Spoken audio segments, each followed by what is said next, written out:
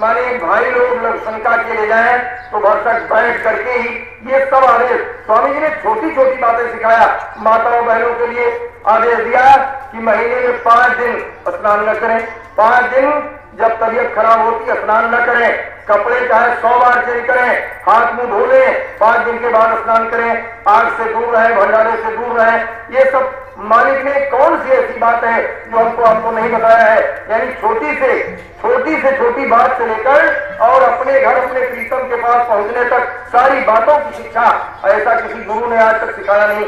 जो गुरु महाराज ने हम लोगों को सारी बातें बताया, कहा कि अगर तुमने स्नान कर लिया तो इतनी भयंकर बीमारी हो जाएगी कि डॉक्टर ठीक नहीं कर पाएगा। हमको आपको इस आदेश का भी पालन करना है। फिर गुरु महाराज ने कहा कि तुम्हारी कमाई का 10वांश मेरा होता है, तुम्हारी कमाई का 10वांश मेरा होता है। अगर मेरे आदेश पर तुम 10वांश परमार्थ में लगाते रहोगे तो तुम्हारा धन भी पवित्र रहेगा, मन भी पवित्र रहेगा और तुमको बरकत भी मिलती रहेगी। अगर उसको तुम परमार्थ में नहीं लगाओगे और उसको खा लिया और खर्च कर लिया तो उसका कई गुना ज्यादा वकील के द्वारा डॉक्टर था, लेकिन भी मालिक की मौत की संदेशा बराबर अंदर से द्वारा रहता था। एक पत्र लेकर आए, पत्र में गुरु महाराज ने जो संदेश लिखा था, संदेश में ऊपर लिखा था 3 दोहे लिखे थे। पहला दोहा ये लिखा था कि संत वचन पलटे नहीं। लेकिन भाई बाबू को ध्यान से समझना, संत वचन पलटे नहीं और पलट गया ब्रह्मांड। ये ब्रह्मांड पलट सकता है लेकिन संत का वचन पलट नहीं सकता है। पहला दोहा पत्र में कि बच्चों तुम निराश न हो, जो मैंने कहा है वो बातें झूठी नहीं हो सकती हैं, हमारे वचन पलटेंगे नहीं। फिर दूसरा दोहा लिखा हुआ था कि गुर को रखिए माथ पर, गुर को रखिए माथ पर और चलिए आज्ञा मान और कहे कबीर दास को 3 लोग भय सुनाए। गुरु को मस्तक पर रखो।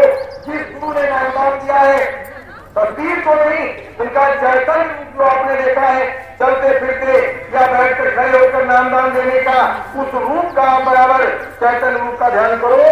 गुरु को रखिए माथ पर और चलिए आज्ञा मान और कहे कबीर दास को 3 लोक भय ना। कहा जो ऐसा करेगा 3 लोकों में कोई उसका बाल बाका नहीं कर पाएगा।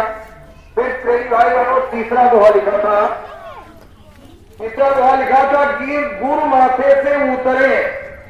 गुरु को अपने मस्तक से उतार दिया, वहां किसी और को बैठा लिया। फलाने मास्टर बड़ा लच्छेदार भाषण दे रहे थे, उनको बैठा लिया। गुरु को मस्तक से उतार दिया, गुरु माथे से उतरे और शब्द भी ना हो। काको काल घसीटी है और रात में अगर गुरु मस्तक से उतर गया और गुरु देखिए शब्द 2 तरह का, एक शब्द तो वो है तो आकाशवाणी गुरुवाणी तो भजन में गुरु महाराज ने सुनने के लिए बताया है, और एक शब्द वो है जो गुरु महाराज ने वचन कह रखे हैं। अब हम बहुत दिनों तक इसकी दुविधा में पड़े रहे कि आखिर ये जो बात लिखी है कि शब्द भी होना हो, ये किस शब्द के लिए लिखा हुआ है। तो हमको कुछ दिनों पहले इस शब्द की ये दोहा मिला शाकाहारी पत्रिका में और इसकी व्याख्या भी मिली कि मालिक ने जो वचन कह रखे हैं वो वचन हम भूल गए कि गुरु महाराज ने हमारी क्या क्या बातें कह रखी हैं। अगर वो वचन हम भूल गए और गुरु को मस्तक से उतार दिया तो काल निश्चित रूप से घटित ले जाएगा, कोई बचा नहीं पाएगा। इसलिए भाई बहनों, अपने गुरु महाराज की मूर्त को अपने मस्तक पर बराबर विराजमान रखो। चलते फिरते सोते जागते उठते बैठते गुरु का चेहरा सामने रहे। गुरु महाराज बराबर प्रार्थना करवाए हैं कि गुरु का ध्यान कर प्यारे बिना इसके नहीं छूटना और नाम के रंग में रंग जा मिले तो धाम निज अपना। ये इसीलिए जब बोलो तब जय गुरुदेव, हेलो हेलो कुछ नहीं, नमस्ते गुड मॉर्निंग गुड बाई कुछ नहीं, जब बोलो तब जय गुरुदेव। चलते फिरते सोते जागते नमस्ते माने का।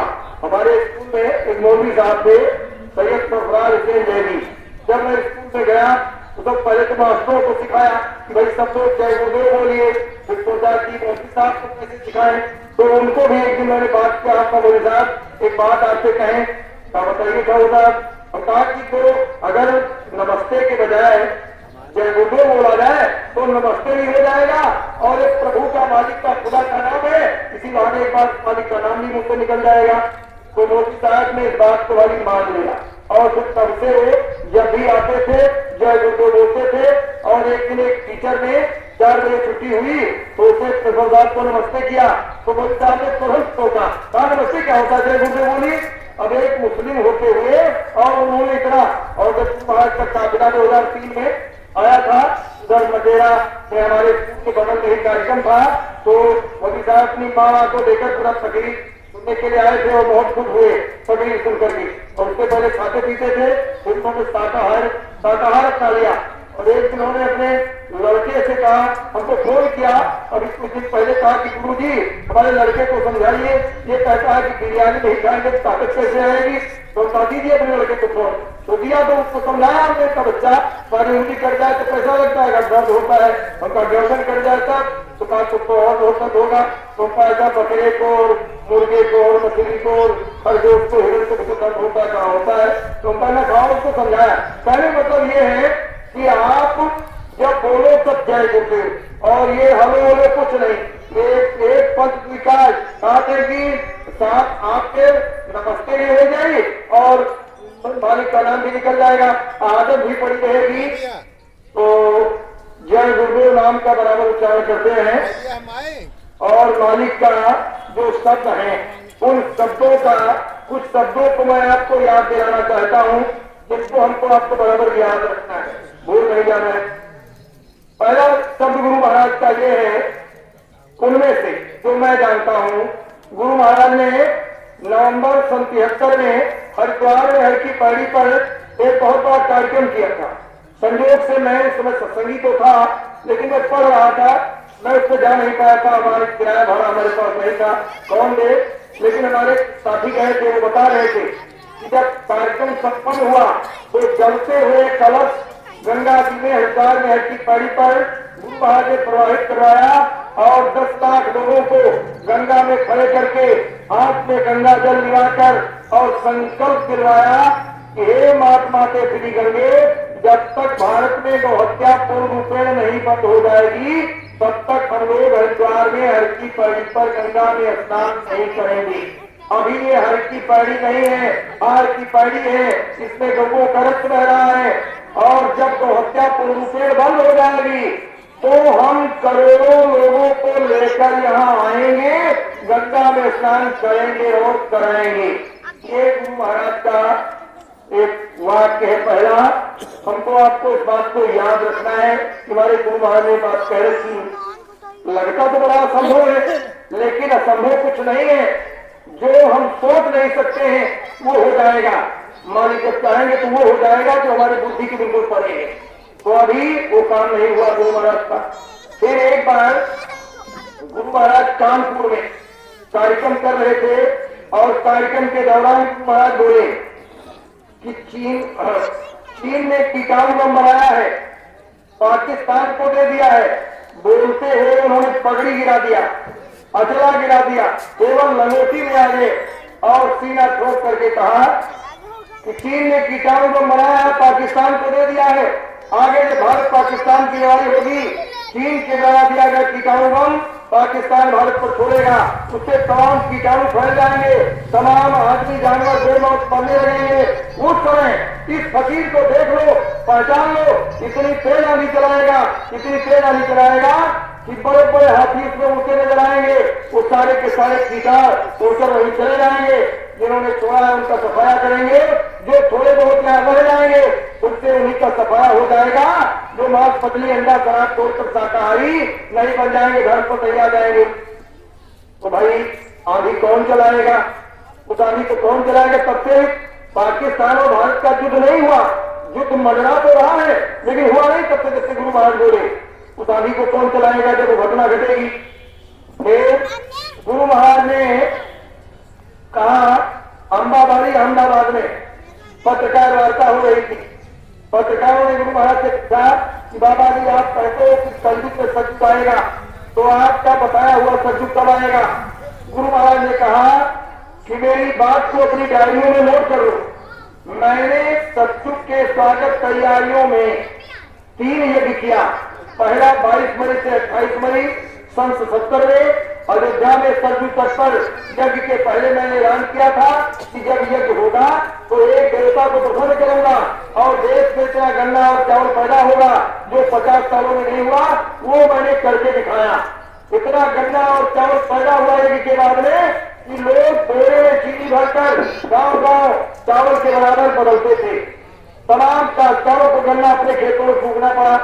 फिर कहा कि मुझको फिर स्वप्न हुआ कि दूसरा यज्ञ तुम गुजरात प्रांत में अहमदाबाद शहर में साबरमती नदी के बीचों बीच करो। तो मैंने ऐलान किया कि 25 दिसंबर 1969 से 5 जनवरी 1978 तक सतयुग आगमन साकेत महायज्ञ द्वितीय वहां किया जाएगा। और कार्यक्रम में मैंने 33 करोड़ देवी देवताओं का आह्वान किया। देवी देवता की पार्लियामेंट में बड़ा कहना कहनी रही, गुरु महाराज बोले थे वहीं पे, कहा देवी देवता कुछ नाराज थे कि बाबा जी आप पीठ से हट जाइए, मैं दुनिया की कल 2 मिनट में ठीक कर दूंगा। मैंने उनसे बहुत अनुनय विनय किया कि आप ये भूल गए, भटक गए, आपको समझाने बुझाने दीजिए। जब मैं मेरी बात नहीं मानेंगे तो जो मर्जी को करना, कहा उन्होंने हमको समझाने बुझाने का मौका दे दिया है। कहा मैं किनारों को देखूंगा, आप बीच को समझाइए बुझाइए। गुरु महाराज ने कहा था कि उन्होंने अपनी पार्लियामेंट में 1000 प्रस्ताव दुनिया देश की खुशहाली के लिए पास कर दिया है। कुछ प्रस्तावों को स्वामी जी ने अहमदाबाद यज्ञ में पढ़कर सुनाया भी था। कहा कि फिर हमको स्वप्न हुआ कि तुम तीसरा यज्ञ भगवान शंकर की नगरी काशी में करो जो परिवर्तन के देवता है। तो मैंने ऐलान किया कि 15 से 25 फरवरी 1979 में काशी में वो कार्यक्रम होगा जहाँ 2 करोड़ नर नारी होंगे। तो दशाश्वमेध घाट पर मैंने उस कार्यक्रम को किया और कार्यक्रम के पहले बात बताई थी कि महाशिवरात्रि 25 फरवरी को है। जब पूर्णाहुति होगी तो भगवान शंकर की समाधि टूटेगी और उनका डमरू बजेगा। ये ऐलान महाराज ने किया था और कहा कि जब समाधि टूटी उनका डमरू बजा और जितने लोग बढ़ रहे थे उन्होंने अपने कामों को सुना। यहाँ तक हुआ गुरु महाराज ने वहीं पर ऐलान किया था कि भगवान शंकर ने काशी छोड़ दिया, वो भक्तों के साथ जा रहे हैं जंगलों में धर्म प्रचार के लिए। तो काशी के लोगों ने उसको मजाक समझा। दूसरे दिन काशी विश्वनाथ मंदिर के पुजारी भक्ते हुए बाबा जी के पास आए और कहा कि बाबा जी कल जब मैंने मंदिर बंद कराया शंकर जी का तो उनकी 4 पादुका वहीं रखी हुई थी, मैंने अपने सामने बंद कराया और सुबह जब मंदिर खोला गया तो 4 पादुका वहां से गायब है, कहाँ चली गई? गुरु महाराज ने कहा कि आप जानो और शंकर जी जाने। मेरी बात को तो आप लोग मजाक समझते हो, मैं कोई हवाबाजी नहीं करता, न होने वाली कोई बात मैं करता ही नहीं, जो होने वाली बात है वही करता हूँ। तो गुरु महाराज ने कहा कि वो कार्यक्रम हुआ, अब आप चौथे यज्ञ की प्रतीक्षा कीजिए, 10 महीने पहले उसकी घोषणा की जाएगी।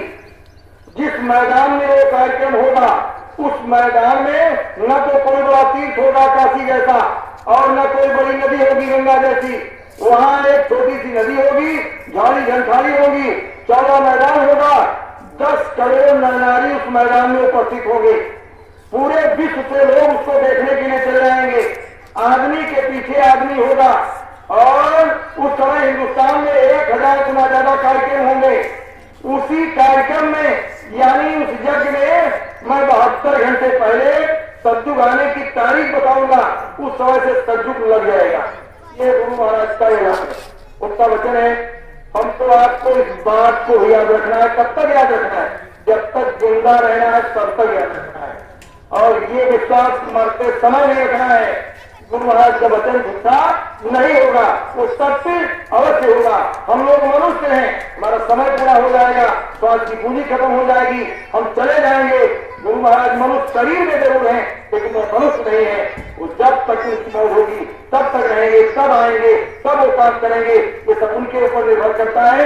वो स्वयं अनामी महाप्रभु है, उनके ऊपर किसी का हुक्म आदेश नहीं चलता है, सबके ऊपर उनका आदेश चलता है। ईश्वर पर, ब्रह्म पर, पार्वती पर, महाकाल पर, देवी देवताओं पर। तो गुरु महाराज का ये आदेश दिया, इस बात को भी याद रखो, सब भुलाया है गुरु महाराज का। फिर गुरु महाराज ने कहा कि अभी सत्संग नहीं सुनाया, सत्संग सुनाने की जमीन तैयार कर रहा हूँ। जब सत्संग सुनाऊंगा तो मैं जिस मंडल का वर्णन करूंगा यहीं से बैठकर कितनी आत्माएं उस मंडल का सफर करेंगी और क्षणों में वापस आ जाएंगी, उसका नाम होगा सत्संग। इस सत्संग को कौन सुनाएगा? बात उनकी झूठी नहीं होगी, चाहे ब्रह्मांड पलट जाए, सत्संग को कौन सुनाएगा? हमको आपको ये बात भी याद रखना है।